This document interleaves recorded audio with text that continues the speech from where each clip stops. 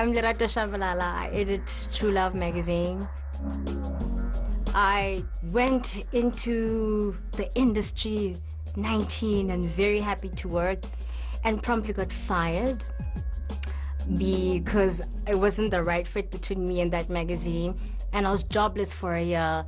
And I learned some valuable things about listening to other people, about insecurities, about knowing yourself.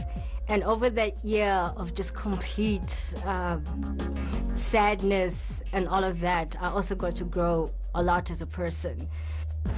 It's often said that success is the journey, not necessarily a destination.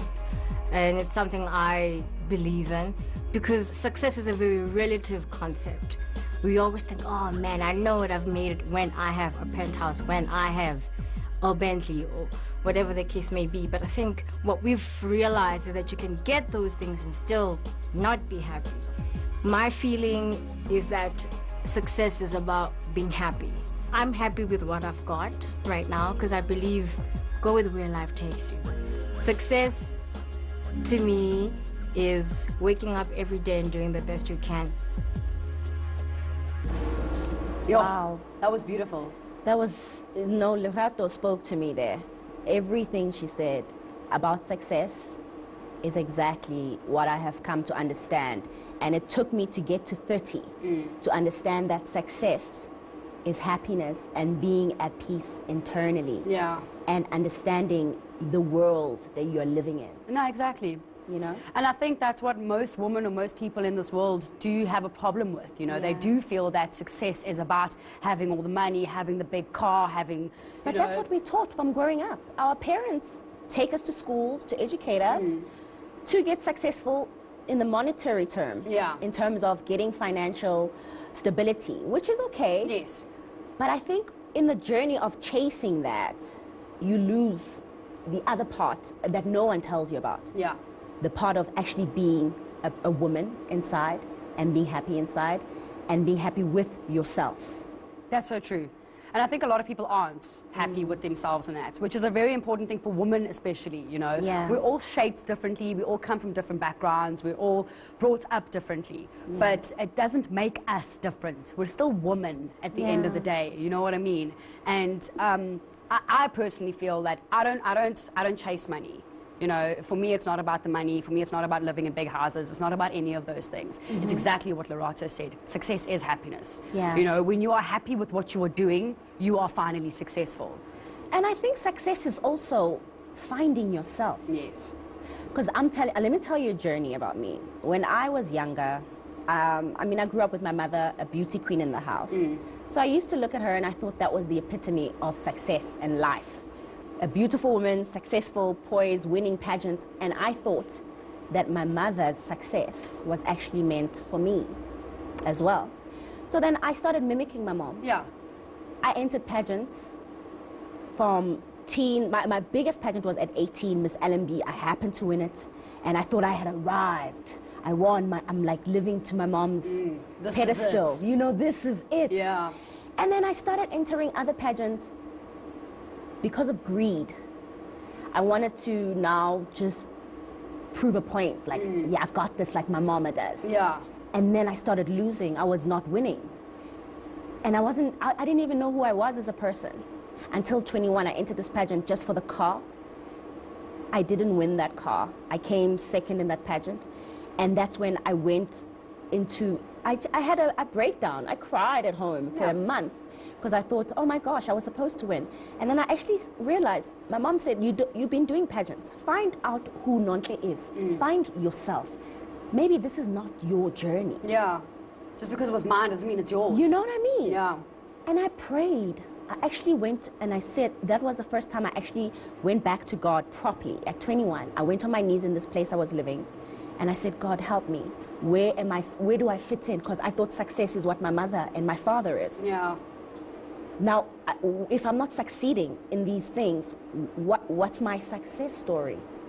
And I was only 21 and I was already wrecking my brain with trying to be successful. It's exactly what you said. The rest of the world is literally putting it out there that this is what success is. So you yourself don't get to figure it out and try it out and all of that kind of stuff. You know, we see our famous actor or presenter on TV and be like, I want to be just like that person. Right. But are you yourself an actor? Yeah. Are you yourself, is that your passion? Yeah. And I think people are so afraid to follow passion because they want success. I would love to say that sexism does not exist, that we are now equal, because we do have one of the most evolved constitutions in the world. I think women will do our best, obviously, to make our presence felt. I was working for one of the titles that I mentioned earlier, I won't say which one, and they wanted to promote me. So my boss walked me in, called me into his office, and he said, listen, you know, you've been acting in this position.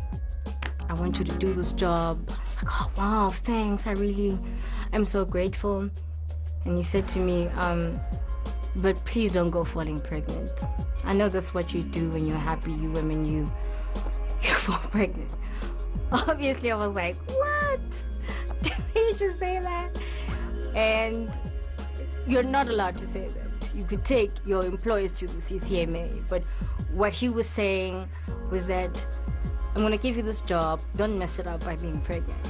And what if I was married and wanted to have children, would I not have had them? I didn't, but that had nothing to do with him. But I just thought, imagine if you're somebody who wants to have children. Now you can't because you've been told you shouldn't. How did I feel about that? I felt a sadness that women still can't be themselves, that there's a weakness in taking maternity leave. I hope it'll change. I do. That upset me a little bit. Once again, Lerato spoke to my heart.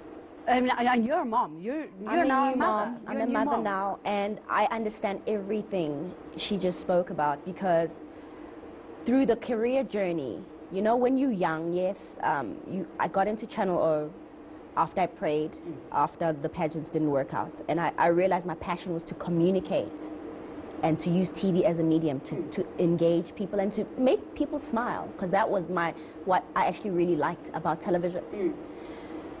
And I remember also, as I was getting in there, you know, you are given the mandate to be single first. It starts there.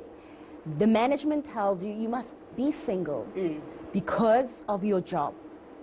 And fine, I went with that for years, you know. I was okay with that. But that's what was killing me inside, because I wasn't finding love. Because I was also projecting to the universe. You know, what you say to the universe is what you get. Oh, yes. So I was always in interviews, no, I'm single, and I didn't want a partner for a while, because I wanted to take care of my career and I wanted to come out sexy and to be desirable, yes, and for my male fans to like me. Exactly. Because they don't like you when you have a partner. Yeah. So can you imagine now, when I started doing more work, and then I got big endorsements, and then bigger mandates were given to me, no babies, nontle, nothing like that. And then I was getting older. And then also I was like, okay, I'm cool. I want to take this opportunity because kids can always come. But all those things that you are postponing is actually blocking your success. Yeah. Because I finally found success actually when I became a mother. It's weird, I know. Most people will say, Nontle, how could you mess up an opportunity? You were sexy, you had a great body, you were desirable, now you're a mom. Yes, why can't I still be all those wonderful things and be a great mother and be a success in what I do? Exactly. You see, that to me also doesn't make any sense, you know? Like, being a mother as a woman makes you much more successful. You're now bringing a new life into this world. You are now going to take on a completely different position in this world. You're going to look after somebody else. That is 10 times the happiness that you will get from any job. From any job, So in any world. I personally do not believe that any man or any woman or anybody should stop anyone from wanting to get married, from wanting to have children, from wanting to be a part of what is natural in this world, what we are meant to do, you know? Like, I mean, you know, I'm not going to sit back and say all the young girls must now go get pregnant and whatever. No, not at all. But just... You must obviously pace yourself. Exactly. You know, at the end of the day, what I also think is that women who are now ready to have children and are, you know, high up there in their careers and are CEOs or MDs or, you know, huge editors or whatever it is, television presenters. Yes. Once you've had the child or your child, deep down inside, you want to work harder. Yes. And you want to do more. Yes. For this child, because you want to put the child through school, you want them to have a good life. I'm not saying you want to spoil them, but you want to give them everything. Yeah. So you're going to work harder. After the break, we as women reinforce these stereotypes about us because we as women, sometimes we are our biggest enemies. Oh, yeah. The PhD syndrome, the pull her down syndrome, it's a problem amongst us ladies, and we just don't seem to big each other up, to be nice about each other. We don't. I don't think all of us are like that, but I think the majority of us are like that. A woman who's prettier than you walks into a room and you're already doing the, well, who she thinks he is. If she's talking about how proud she is of her children, she's bragging. If her husband brings her flowers, then he's cheating. You know, we just don't know how to be happy for each other. I think the main reasons why women are not is because inherently we're insecure as women.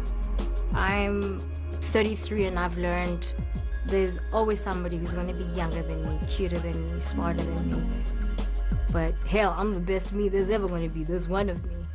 And that helps me to see another sister at a traffic light who's driving her Range Rover and go, yo, my sister, good for you. Because she's doing the best she can and I don't know how it is to be her. That's what we need to do. We need to understand that you're enough. You're enough.